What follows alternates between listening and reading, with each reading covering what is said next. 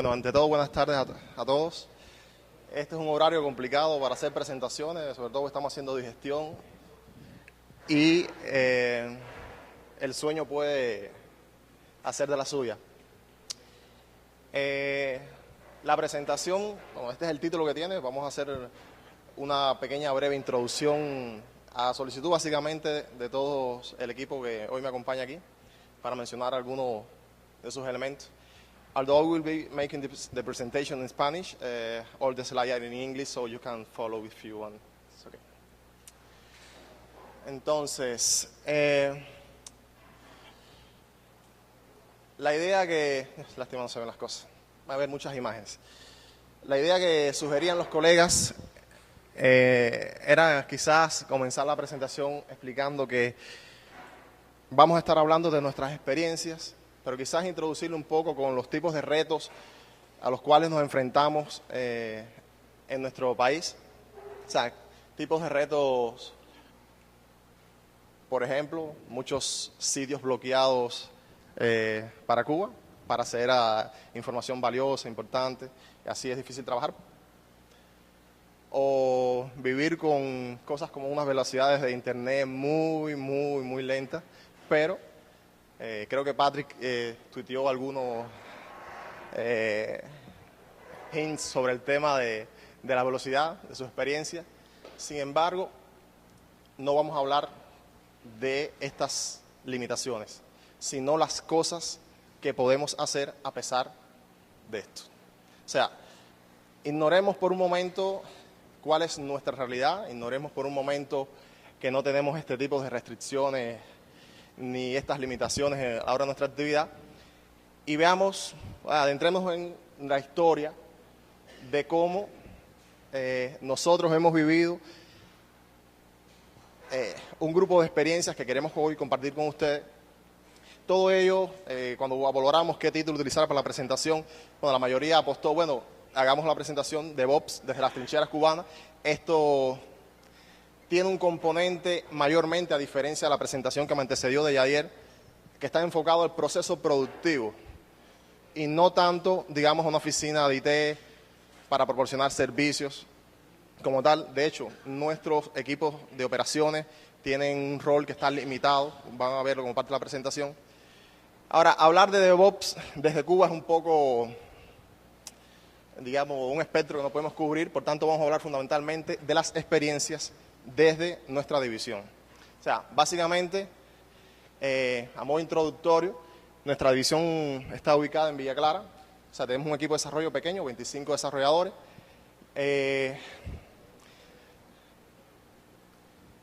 Los 25 literalmente, desde el punto de vista productivo, tenemos 3 equipos, 2 mayormente enfocados a la actividad de desarrollo y 1 operaciones, y pongo operaciones con un asterisco para significar la distinción. O sea, en la forma que trabajamos nosotros, literalmente existe un grupo de operaciones, varios de los cuales están aquí, que nos brindan un grupo de servicios, servicios de nivel empresarial, DNS, correo y demás. No es ese tipo de servicios, nosotros nos concentramos más a operaciones enfocadas a la actividad, a servicios relacionados con la actividad productiva per se. Estos son literalmente mis datos. En Datis, bueno, mi rol es jefe de producción, o sea, soy graduado de Ciencias de la Computación, y en mis actividades mayormente, bueno, ocupo diferentes roles, varios de los cuales están relacionados aquí. Llevo aproximadamente 16 años de experiencia en el ramo, 6 de los cuales inicialmente, o sea, no empecé directamente vinculado a la producción, sino como investigador dentro de la propia universidad. Ahora, ese era yo. Vamos a hablar del equipo, porque para nosotros es importante mencionar, caracterizar un poco al equipo de desarrollo. Nuestro equipo básicamente trabajamos con el stack open source para el desarrollo de aplicaciones, mayormente aplicaciones web y en alguna medida aplicaciones distribuidas. Y ahí hay, digamos, algunas tecnologías representativas de las cuales empleamos en los productos que construimos y varios lenguajes de programación y demás. Si yo tuviera que sintetizar o caracterizar este equipo de una manera, el equipo actual de trabajo que tenemos, de una manera o sea, concreta, diría que hoy tenemos un equipo muy disciplinado en términos tanto metodológicos como técnicos, con una cultura totalmente enfocada a la colaboración y, lo más importante, una mentalidad muy proactiva con respecto al tema de la automatización, sobre todo de aquellas cosas que constituyen tareas repetitivas. Ese equipo está hoy aquí presente, varios de los miembros, van a intentar hacer algunos Lightning Talks, cuando Ignite Talks van a intentarlos al menos. Y esta presentación servirá de bases, digamos, para dar una idea general de nuestro ciclo productivo, los aspectos de colaboración en ese ciclo productivo, y ellos atacarán, digamos, de una manera más precisa algunos elementos puntuales dentro de ello. Si nosotros fuéramos a definir una métrica de cómo trabajamos actualmente, yo pienso que esto es lo que mejor ilustraría, digamos, los resultados que hemos alcanzado. O sea, el equipo en las condiciones actuales logramos liberar actualmente hasta 10 liberaciones por día. Y pongo liberaciones y lo acoto, porque muchas veces no podemos liberar directamente en producción en los escenarios de los clientes por las cuestiones contractuales, pero al menos en nuestro sistema infraestructura de desarrollo sí hacemos liberaciones de manera real. Sin embargo, no siempre la cosa fue así. O sea, les propongo regresar al 2007, un viaje en el tiempo, y realmente se sentía de esta forma. Se sentía de esta forma en lo fundamental, porque en aquel entonces toda la actividad de construcción del software se realizaba de manera manual. Toda la actividad de pruebas estaba al final del ciclo productivo y además era manual. La gestión de artefactos básicamente era copiando dependencias, no de una manera controlada. Las versiones era literalmente dolor. Las integraciones, evidentemente, ustedes se podrán imaginar cómo eran. Todas las actividades de provisionamiento y despliegue solían ser también de manera manual. Y por supuesto, estábamos en presencia de un proceso pobremente controlado. Los releases eran infrecuentes y como resultado teníamos ciclos de realimentación muy largos que evidentemente iban en contra de ello.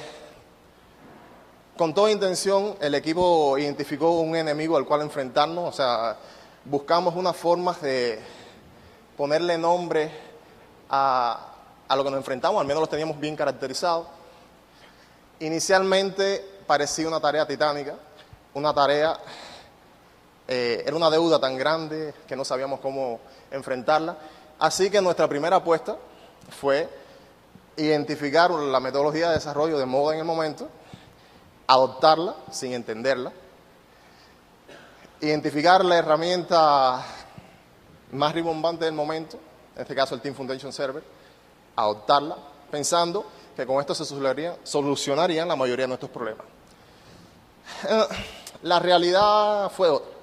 O sea, y no porque Scrum sea una metodología de trabajo ágil mala, no, al contrario. Al contrario, es una excelente metodología de trabajo. Sin embargo, nuestro contexto, la forma en que la adoptamos, una adopción parcial, mayormente con grandes lagunas de conocimiento incomprendidas, concentrándonos en las cosas equivocadas, poniendo demasiado empeño en la actividad de desarrollo per se, ignorando muchas otras actividades que tenían que ver con la liberación de los productos. Y el otro elemento, adoptando herramientas que básicamente por sus limitaciones, en aquel entonces, a pesar de que se ha evolucionado bastante, nos estaban dictando cómo hacer o cómo llevar nuestro ciclo productivo. Una herramienta definiendo una forma de trabajar. O sea, algo estaba mal en esa película.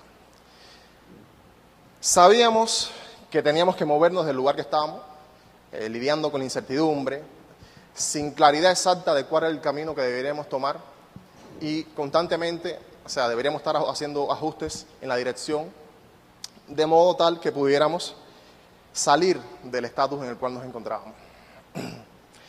Para esto lo primero, evidentemente, es tener claridad en cuál era nuestra meta final. Una meta final que nos sirviera a nosotros de guía, que no nos permitiera perdernos en el camino, concentrado en los pequeños detalles. Básicamente nos propusimos instrumentar un sistema de liberación de software que nos permitiera agilizar, que nos permitiese aumentar la velocidad de los ciclos de desarrollo y de despliegue, sobre todo permitiéndonos además construir productos de calidad, y cuando hablo de productos de calidad me refiero a los términos de calidad interna, calidad externa, o sea, construir la cosa correcta de la manera correcta. Y por supuesto, esto en un entorno confiable, repetible y lo más importante, de una vez y por todo, desterrar los esfuerzos sobrehumanos de las últimas 2 semanas antes de una liberación, donde igual muchas veces tenemos que quedarnos hasta altas de horas, incluso trabajar fines de semana, para garantizar la última milla, que era hacer una liberación. Por tanto, eso debería ser de una manera sostenible, que pudiéramos trabajar con mucha felicidad y garantizarlo. Y el segundo elemento es un elemento para nosotros importante. Era lograr agilidad, pero no agilidad en el equipo de desarrollo, sino agilidad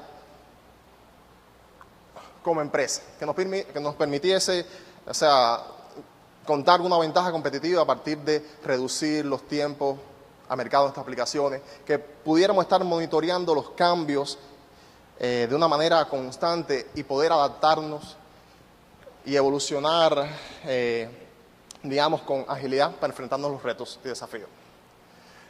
Por supuesto, el primer paso en cualquier aventura de este tipo es hacernos una evaluación. ¿Cuán mal estábamos? Conocíamos el problema, le habíamos puesto nombre a nuestro gran enemigo. Sin embargo, necesitábamos saber cuán mal estábamos.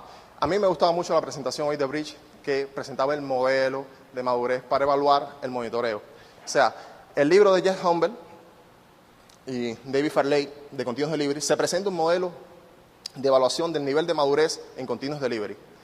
Básicamente este modelo define una escala de 5 categorías, del nivel 1 hasta el nivel -3. El nivel 1, proceso regresivo, mayormente irrepetible, probablemente controlado. Un nivel 0 concentrado fundamentalmente a procesos que en alguna medida estaban documentados, pero estaban parcialmente automatizados.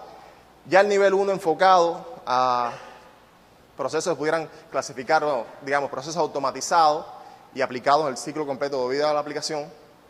Nivel 2, métricas accionables puestas en lugar para decir que tenemos un proceso bajo control estadístico. Y un nivel 3 de optimización, evidentemente el nivel superior enfocado en la mejora continua. La idea del modelo básicamente es evaluar en estas 6 características el nivel de madurez de acuerdo a esta escala que estaba aquí.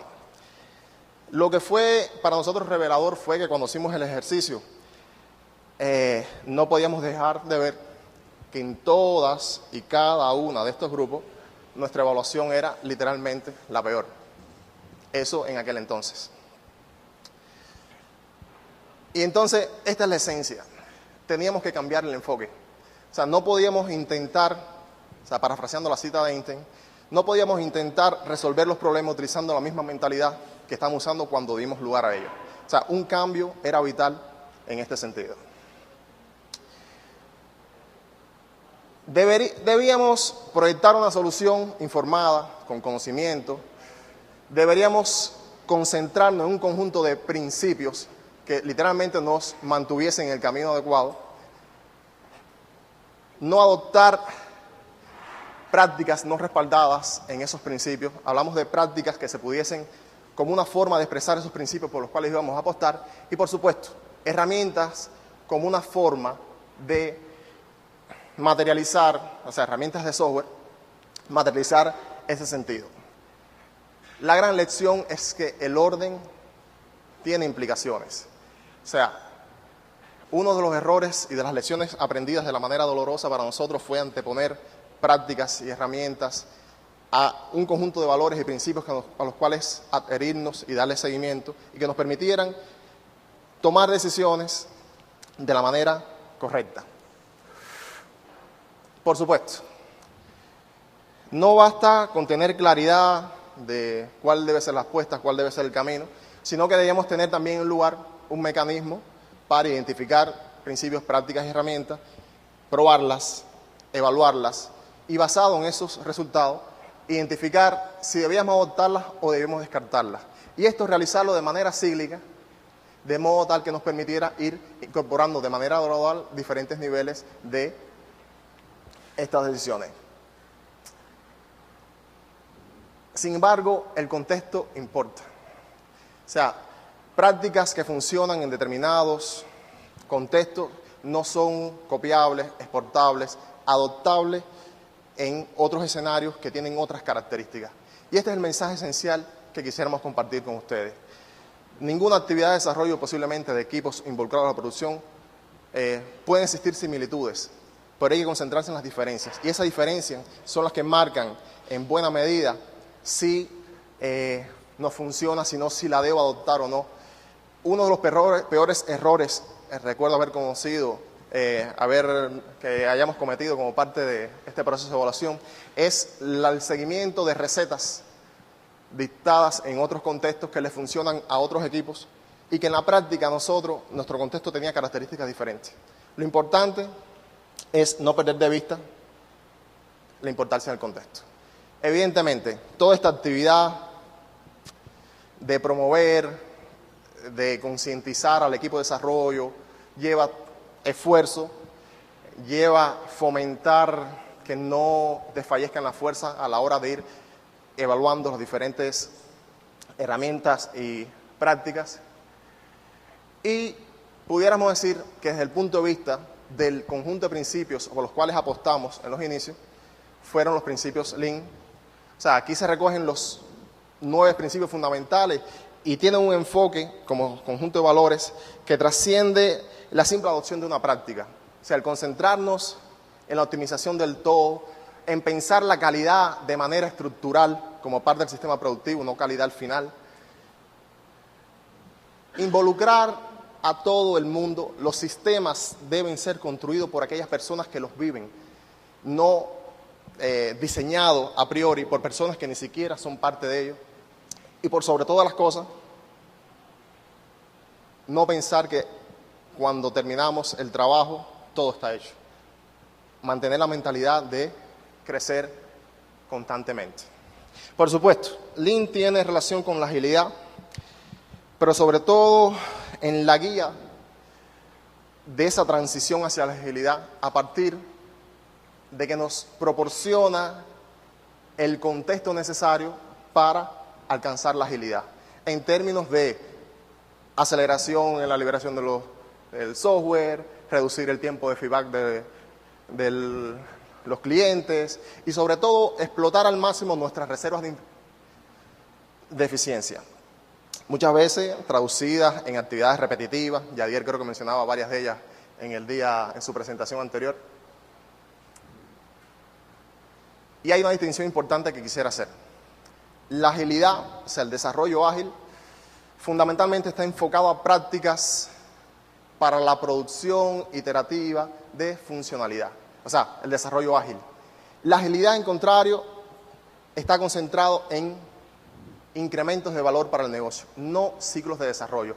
Y ese término establece una distinción importante que no debe ignorarse en la adopción. Nuestro equipo, en términos de prácticas, las 3 formas de materializar este sistema de valores definidos por los principios a los cuales nos acogimos estaban fundamentalmente el método Kanban, DevOps como movimiento y continuous delivery, y un conjunto de prácticas ingenieriles y técnicas como desarrollo guiado por comportamiento, desarrollo guiado por pruebas, sandboxing y demás, que eran, o sea, si bien prácticas ingenieriles, su nivel de adopción aterrizaba más a lograr la agilidad técnica del equipo de desarrollo. Estas prácticas tenían un rol un poco más importante porque nos permitían mantener el curso con respecto a lo que pretendíamos lograr. Por supuesto, hacen falta herramientas. Herramientas que son aquellas que nos simplifican la operacionalización de estas prácticas en los entornos productivos. Pero el orden, como les mencioné, importa. Los principios es lo primero. Prácticas, aquellas que adopten en su contexto. Y las herramientas, no importa cuáles sean, lo importante es que cumplan su función y que se mantengan alineadas para la materialización de las prácticas como una forma de expresar esos principios. No podemos perdernos en los detalles de principios, prácticas y herramientas. La concentración debe estar en optimizar la creación de valor. Y lo más importante, adoptar un enfoque holístico, de ver el sistema como un todo. No concentrarnos solamente en la creación de la actividad de desarrollo o en la actividad de comercialización o una actividad en particular. Esto tiene sus implicaciones. A modo ilustrativo, aquí les presento nuestra cadena de valor actual, que no es el resultado de un diseño o que no es la misma posiblemente que utilice un equipo o que tenga otro, sino esto es el resultado de la evolución, un conjunto de actividades que son los que permiten transformar esas ideas hasta la liberación de las versiones. Por supuesto, en cada cadena de valor existen actores que definen las interacciones entre los diferentes módulos y demás, pero lo más importante no es esto. Lo más importante es que hay que hacer visible el flujo de trabajo. Hay que ser visible los cuellos de botella, la interacción, los tipos de trabajo. De eso es de lo que se trata el mapeo de la cadena de valor. Haciendo una cita de esta cita, valga la redundancia, de Russell Ackoff, un sistema nunca es la suma de sus partes, sino el producto de las interacciones entre ellas. O sea, la esencia es simple. Normalmente el pensamiento analítico nos lleva a tratar de optimizar las actividades por separado. El pensamiento de sistema, como lo expresaba Patrick en su presentación, está más enfocado a ver el sistema como un todo y concentrarse en esas interacciones, que es donde surgen fundamentalmente los principales cuellos de botellas y las mayores dependencias. Esas interacciones son las que marcan la diferencia. Evidentemente, con una cadena de valor definida sobre aquellas actividades sobre las cuales nosotros teníamos control, necesitamos una métrica que al optimizarla se tradujese en optimizar la cadena de valor como un todo. Lo interesante aquí es que esta métrica, al mismo tiempo, nos mostraba algunas reservas de eficiencia. No se trata de optimizar las cosas que hacemos. O sea, las mayores posibilidades por lo general está en optimizar, reducir las demoras entre las cosas que hacemos. Muchas veces vemos, digamos, la actividad de especificación, muchos requisitos a priori levantados, esperando porque hayan desarrolladores disponibles para hacerlo. O tenemos un equipo de 20 desarrolladores terminando 20 funcionalidades, pero entonces se arma un cuello de botella porque quien tiene que revisar cada una de esas funcionalidades liberadas. Al final de lo que se trata es de flujo. Hay que maximizar el flujo en esa cadena de valor, que nos permita liberar funcionalidades con mayor velocidad. Por supuesto, es importante reducir el tiempo al mercado. La velocidad es clave, pero no se puede sacrificar la calidad. Y la forma de materializarlo era a partir de un conjunto de políticas explícitas que se traducían en la definición de hechos y los criterios de cuándo cada trabajo pasaba a la siguiente etapa. En esencia, de lo que se trata es hacer visible nuestra realidad. Visible, pública, y lo más importante, involucrar a la participación de todos en la corrección y en las posibilidades de mejoras, esas reservas de eficiencia que están ahí y que muchas veces ignoramos porque no las hacemos visibles. Ok, ¿no se ve? Esto es un sketch simplificado, centrándonos de nuestro sistema de liberación de la producción. O sea, tiene varios subsistemas, como su sistema de planificación y gestión, desarrollo de operaciones, revisión de incrementos, fundamentalmente enfocado a la revisión de código fuente, aceptación de test de usuario, documentación, porque todas estas son actividades que en nuestro sistema de liberación son importantes. Un grupo de servicios de apoyo pensados con un nivel de automatización y destinados a hacer la vida más simple a los desarrolladores. Evidentemente, un enfoque code-centric, donde tengamos un control de versiones para lidiar con todo, desde el código fuente, documentación, como veremos más adelante, y gestión de la configuración. Y, por supuesto, la infraestructura necesaria para darle soporte a todos los servicios de apoyo a la producción. Hablemos un poquito del subsistema de gestión y planificación. A ver, de aquí lo que se trata es de concentrarnos en incrementos de valor para el negocio. Eso es lo que importa de cara a la gestión y a la planificación. Y cuando hablamos de planificación, la predictibilidad es el otro componente esencial. Predictibilidad que está enfocado en que podamos hacer compromisos, que podamos cumplir. Pero que podamos cumplir no porque tengamos que hacer esfuerzos sobrehumanos maratones finales para sacar alguna funcionalidad, sino basado en la experiencia demostrada, basado en los tiempos reales que nos ha tomado desarrollar cada funcionalidad y el análisis correspondiente. Si vamos a la definición de Continuous Delivery, yo quisiera enfatizar en este aspecto, que es lo relevante que constituye que el producto esté en un estado que le permita ser liberado a producción en cualquier instante. Esto es un enfoque de Continuous Delivery, pero que tiene mucha importancia a la hora de hacer la planificación. Muchas veces nosotros pensamos la actividad de planificación como pequeños, vamos a trabajar la parte de base de datos, vamos a trabajar la parte, digamos, de backend y después hacemos la parte de interfaz, y cada uno de ellos lo vemos como actividades de desarrollo diferentes. Aquí el enfoque es diferente, es pensar en incrementos de valor para el negocio, es pensar que cada commit en la rama principal, en master, digamos, en el control de versiones, se traduzca en que garantice que ese producto, una vez que recibe ese impacto, sea liberable. Si yo solamente trabajo la parte de interfaz, digamos, como parte de una actividad, no estoy garantizando que los servicios que me tienen que poblar, digamos, los datos de esa interfaz o los servicios de base de datos lo permitan hacer. Nosotros, para el seguimiento de tareas, o sea, literalmente, por compartir una herramienta, no es la herramienta. Lo importante es el proceso. Lo importante es, de alguna forma, controlar la actividad productiva. Aquí les traigo una métrica del desarrollo de un producto. Fíjense, esto era una clara ilusión de un proceso que no estaba bajo control y cómo a partir de esa realimentación pudimos estabilizar la actividad de planificación, de desarrollo y mantener un flujo de trabajo constante. Con respecto a la predictibilidad, la esencia está en trabajar sobre los histogramas, sobre el cycle time de las liberaciones de cada incremento de valor. Esto nos permite cosas, o sea, este análisis, por supuesto, hacerlo por los diferentes tipos de servicios. Nos permite lograr cosas como saber que, como promedio, en 15 días, en este proyecto que utilizo de referencia, era el tiempo de resolución promedio de cada incremento planificado, que en el 90% de los casos se realizaba en 30 días y así. Lo importante aquí es que entonces con técnicas de simulación como método de Monte Carlo se pueden con pocas observaciones hacer un análisis objetivo a partir del conjunto de funcionalidades que tengo que liberar, qué tiempo y con qué probabilidad se puede liberar. De eso se trata la predictibilidad, a partir de lo que verdaderamente nosotros tenemos comprobado. El tema de desarrollo y operaciones, de lo que se trata es transformar cada idea, funcionalidad, bug fix o mejora, reducir los tiempos de liberación a producción y sobre todo tener retroalimentación rápida.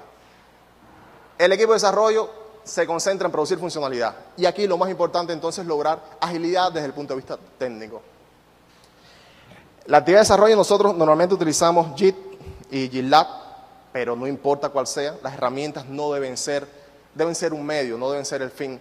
Por tanto, quiero enfatizar en ese hecho constantemente. No importa que utilicen SVN o que utilicen TFS, no importa. Lo importante es que se deben utilizar las herramientas. Ahora, como estrategia de trabajo, fundamentalmente trabajamos ramas por diferentes features, tratando de que duren corto en el tiempo. Técnicas de sandboxing para cada desarrollador, y aquí hacemos un uso intensivo de los containers de Docker. No quiero referirme a eso porque uno de los SMART, de los Init Talks va a mencionarlo, pero la esencia del sandboxing es que cada desarrollador está en condiciones de crear un entorno de desarrollo en su puesto de trabajo que incluyendo servicios de datos y no un servicio de datos. Nosotros tenemos productos donde cada desarrollador levanta un MongoDB, un Postgre, Redis, diferentes servicios de datos, además del servidor en el cual despliega su aplicación y hace pruebas, un entorno real. Y el otro elemento importante aquí, un grupo de servicios para los desarrolladores que le permitan impactar sus cambios y se desencadene por cada rama un proceso de integración continua o esa integración continua con todas las métricas, análisis de código, ejecución de test, se puede ejecutar eso. La intención final es garantizar que nuestros repositorios estén en un estado controlado, o sea, poner políticas de calidad que nos permitan que se pueda incrementar. La esencia es ciclos de realimentación. Ciclos de realimentación que van desde los minutos hasta las semanas y que cada anillo cubre un aspecto diferente del proceso productivo. Aquellos más rápidos, los test unitarios, test de aceptación, métricas de código, revisiones de código, go on. Esto es lo concerniente al equipo de la actividad de desarrollo. Fíjense, muchas de las cosas, de los beneficios que hoy tienen los desarrolladores, están basados en el hecho de que nuestro equipo de operaciones realmente los consideramos facilitadores. Son los encargados de que nuestros desarrolladores sean más eficientes. Poner a su disposición un conjunto de recursos, un conjunto de servicios que le permitan sacar el máximo provecho de su tiempo. De eso es de lo que se trata. Por supuesto, atienden todas las actividades de automatización de los despliegues, apuestan por prácticas como infraestructura como código. Carbonell va a estar haciendo un Ignite Talk sobre esto. Técnicas como Test Driven Infrastructure. Y por supuesto, garantizar todos estos servicios de apoyo, incluyendo un nivel de monitorización de los mismos, aspectos de seguridad, entre otros. De lo que se trata es de materializar esa colaboración. O sea, esta ha sido una forma en la cual nosotros hemos logrado materializar esa colaboración efectiva entre el equipo de operaciones y los equipos de desarrollo, buscando sobre todo maximizar la eficiencia y garantizar su felicidad. Tengo varios ejemplos ilustrativos. Por ejemplo, valga la redundancia, nosotros trabajamos con diferentes stacks tecnológicos, desde stacks que incluyen, digamos, Node.js y todas sus NPM, sus dependencias, o stacks tecnológicos donde empleamos Scala y su dependencia, o stacks tecnológicos donde empleamos fundamentalmente Ruby on Rails. Entonces, son stacks diferentes. Cada vez que un nuevo desarrollador va a trabajar, ya existen mecanismos automatizados para que en su máquina se pueda hacer un provisioning de ese stack tecnológico para hacer su actividad. O sea, por ilustrarles, ponerles un ejemplo del tipo de actividad que nosotros podemos hacer. Con respecto a las revisiones de incremento, de lo que se trata aquí es de construir la cosa correcta, o sea, en términos de calidad interna. Y cuando hablo de calidad interna, pasa por la reducción de la deuda técnica, que ese es el gran mal que nos acoge. Y lo que es más importante, garantizar la mantenibilidad del software. La práctica demuestra de que el esfuerzo de implementación es literalmente despreciable al esfuerzo de mantenimiento de los software. De la importancia de mantener la deuda técnica literalmente en el piso. Y el enfoque que hay que darle a no irla acumulando, porque a la hora de extender el software son los retos mayores. Y dentro de la mantenibilidad hay un elemento esencial que es la capacidad de ser probado en nuestro software. Fíjense, nosotros trabajamos con Behavior Driven Development y Test Driven Development. Sin embargo, más que adoptar una práctica como tal, lo importante es tener un conjunto de pruebas automatizadas, pruebas de regresión que nos permitan hacer modificaciones al código con total tranquilidad. Si yo hago una modificación y yo tengo una batería de pruebas que yo la ejecuto y me garantiza que no rompí nada de lo que funcionaba hasta el momento, eso es puro valor. Algunas métricas, ejemplos de métricas utilizadas como parte de ese proceso de revisión continua. Mencionarles, por ejemplo, los volúmenes de test y los tiempos, que son un elemento importante. Este es un proyecto en particular. Con respecto al subsistema de test de aceptación, de lo que se trata aquí es, construimos verdaderamente lo que nos pedían. O sea, cumple con las especificaciones, con esos requisitos funcionales y no funcionales, aquellos que pidió el cliente. Y lo más importante, cuando así no suceda, enfocarnos en el análisis de la causa base. Ahí está la esencia, no es otra. O sea, no importa cuántos errores cometamos, el mayor error es no aprender de ellos. Entonces, nuestro enfoque es simple. Cuando se detecta un bug en producción, el análisis es cuál es la compuerta de calidad en mi cadena de valor que pudo haberme detectado ese error primero. ¿Dónde es que yo podía haber hecho el chequeo para evitar que llegase a producción? Pudo haber sido un test unitario, pudo haber sido un test de aceptación, pudo haber sido una revisión más profunda con respecto a la vista exploratoria. Y ahí trabajar. Eso es la mejora continua de manera natural. aprender de los errores es clave. Finalmente, voy a hablar del sistema de documentación. Nosotros vemos la documentación como un problema legado. Por lo general, nuestros releases iban a una velocidad y la documentación se hacía al final. Y era muy difícil estar liberando software y entonces en una semana trabajar en liberar la documentación asociada con todos los cambios posiblemente que se hayan hecho durante un periodo de tiempo. Entonces le empezamos a dar mucha vuelta al tema de cómo lidiar con el tema de la automatización de la documentación. Henry va a estar hablando de cómo abordamos este tema, de tratar la documentación como código, apostando por el formato de almacenamiento como Pandoc, y las posibilidades de generar como parte del proceso de integración continua los artefactos de documentación, llámese manual de instalación, administración, despliegue, en diferentes formatos, porque muchas veces tenemos requisitos de ese tipo. La idea es aprovechar un flujo de trabajo conocido, el de desarrollo, versionar la documentación como código fuente, correrle el linter para hacer determinado nivel de verificación de esa documentación y lograr alinear la generación de la documentación con cada versión liberada de los productos. Yo, si bien no voy a hablar de todos, quisiera referirme en particular a algunas herramientas y estrategias adoptadas con respecto a cómo darle soporte a nuestros servicios de producción. Les pongo un ejemplo. El reto fundamental que nosotros teníamos muchos servicios de soporte, muchos servicios de apoyo a la producción que estaban hospedados cada uno en máquinas virtuales, y empezamos a tener los problemas de servicio, dos servicios en una misma máquina virtual, el aislamiento, la dependencia, o sea, haciendo conflictos entre ellas. Entonces, o eran muchas máquinas virtuales, pero nuestros recursos, digamos, en el resource pool asignado para nuestra actividad productiva, nunca nos alcanzaban los recursos. Entonces, Meso fue y apostar por una estrategia de containerización para esos servicios, y Marathon como plataforma, como servicio para la gestión de los mismos, fue una apuesta importante. Apuesta que inicialmente surgió para un mejor uso de los recursos que teníamos y todas las ventajas que Bridget mencionó en la presentación esta mañana.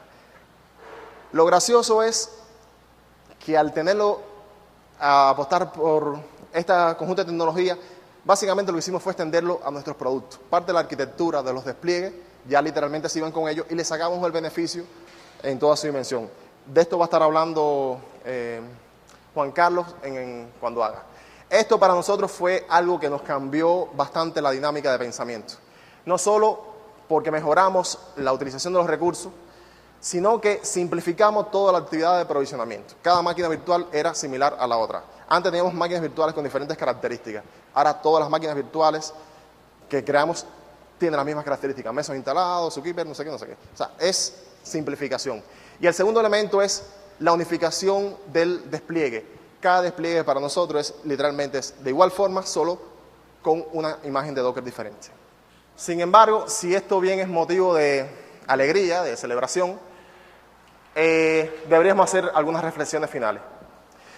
Reflexiones finales como por ejemplo que esto no es algo que se pueda diseñar a priori. Es el resultado de la evolución. La evolución de la actividad incesante de incentivar al equipo a que trabaje en mejorar el sistema de producción. No olvidar que el contexto es muy importante y por tanto hay que estar de manera natural retando aquellas prácticas, principios y herramientas por las cuales apostamos. O sea, no conformarnos con el status quo. La realidad cambia, así que no queda otra que mantenernos constantemente aprendiendo, adaptándonos, evolucionando y concentrarnos en la creación de valor, concentrarnos en las personas, porque a fin de cuentas son los que hacen que los sistemas funcionen, y concentrarnos en cultura y, por supuesto, lograr una mentalidad de automatización importante. Y quizás, a modo de síntesis, los resultados no deben ser nuestra meta, sino desarrollar las personas y los sistemas que nos proporcionen la capacidad de obtenerlos. De eso es de lo que se trata, al menos desde nuestra experiencia. Este es un viaje sin fin, tenemos que mantenernos alerta, Y lo más importante, disfrutarlo, porque a fin de cuentas es lo que hacemos día por día y se supone que sea una cosa divertida. Esa es la presentación. Este era su título original, este es realmente Fighting Voldemort in Daddy's VC, es la esencia de lo que estamos presentando. Entonces, eso es todo. Si tienen alguna pregunta.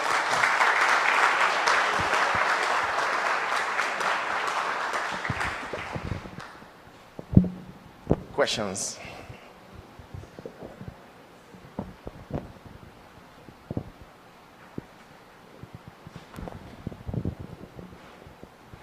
Ninguna pregunta. Tenemos diferentes empresas que deberían estar preguntando.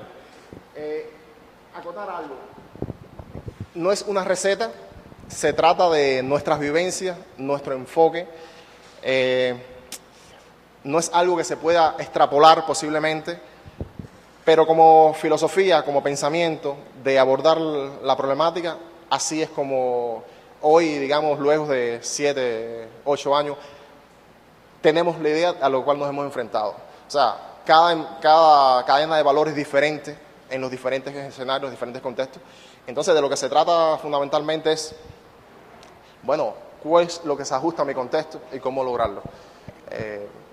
Cualquier duda, estoy disponible aquí. El espacio abierto también. Podemos compartir varias experiencias con la adopción de alguna de estas tecnologías como tal.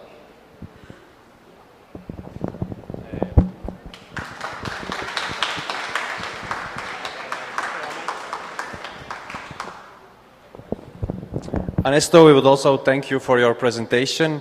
I've seen some very cool software in the presentation, so I really would like to see your setup. And you are in Santa Clara, huh? Yes. So I hope the next time I visit Santa Clara, you invite me to your offices. Of course. This will be my pleasure.